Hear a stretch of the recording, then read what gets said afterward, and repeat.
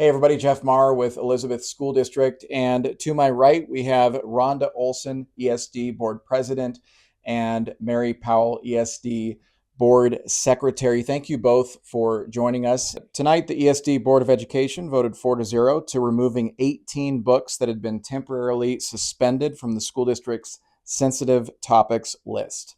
So Rhonda, let's go ahead and start with you first and talk about how we got here to this decision tonight and some of the motivation and events that led up to it. Well, when we were campaigning last year, we had community members when we were door knocking and parents who, said, we want you to look in the classroom libraries. We want you to look in the school libraries. We want to know what's being put in front of our kids.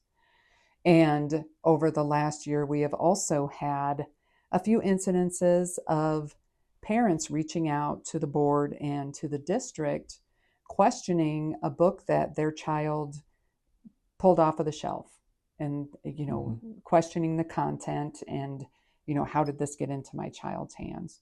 So that prompted us to do a review of our libraries overall, and in the school libraries we came across some books that we really questioned the academic value, what they were contributing to a child's education.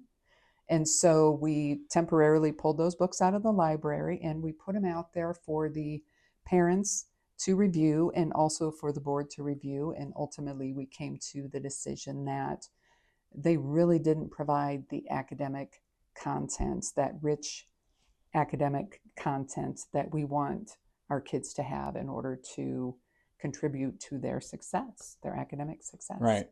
Now, at the same time, the district is going to maintain that sensitive topics list, and there are many titles. That's a working list. So if you could talk about kind of where we go from here as a school district. Right. Well, as Rhonda said, in the process of this review, we were looking at the books overall, and we found books that went to the level of just such content that we felt it was detrimental to our children. So we were looking at a bunch of books, and some of them ended up on this sensitive topics list. There was about 7 different sensitive topics areas that we looked at.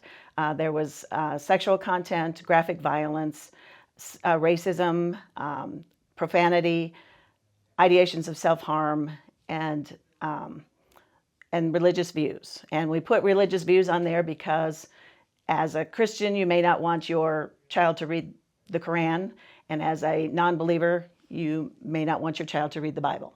So we were trying to be fair and even-handed on how we dealt with the religious viewpoint topic. But so we went through and we created this sensitive topics list, and we based it on those kind of categories as we were looking at a variety of books. And so we have now got that list. We have just added a few more tonight that were determined after the list originally came out. We have made a few corrections. We pulled a few off of that. And it is an ongoing work. It is not a finalized list, and we will be looking at it over time for potential other books to add and to the sensitive list, and also books that will come off of it because we feel like maybe they didn't need to be sensitive. The result of this is that when a child checks out a book from that sensitive list, their parent will get an email just notifying them, your son, Jimmy Jones, has just checked out the sensitive list. If you have any questions, call the librarian. And so the parent has the absolute choice. It's all in the parent's hands. They can ignore the email. They can say, Johnny, why'd you check this out? Or they can say, Johnny, take that back. I don't want you to have it. The other thing that a parent can do with any books that are on the sensitive list, they can opt into a stronger level. And they can say, I don't want my child to be able to check out anything on the sensitive list at all. That is an option that parents can choose, and it is a stronger level. And then if the child really needs a particular book, they can get permission from their parent for a particular book. And the parent can email the librarian and say, I'm giving Johnny my permission to do this one book. But that's kind of where it'll go. It is an ongoing thing. It will not be something that, something that's done and over with. It's an ongoing process. And we hope that parents will be alerted kind of to know what's really going on, what kinds of books their children are reading, and alert us if they see something that they think is inappropriate. And at the core of all of this, and you talked about this Mm-hmm. in the meeting, is empowering parents Yes. and getting back to the basics. If you Yes. want to Mm-hmm. reiterate what you meant about that. Well, I mean, we want to get back to the basics when academics focused on good curriculum, classical curriculum in a sense, when you think about it, where the kids' minds were stimulated. Again, it was mentioned in the meeting tonight, the kids are sponges, no matter how small to how big they are. And it's important that we provide them with the rich academic content that they need to be successful in life. Okay, Rhonda, Mary, thank you for talking to us. And we're going to have more information from Elizabeth School District on this particular issue and others. So keep it right here on our social media and, of course, our website as well for more updates. Thanks for tuning in.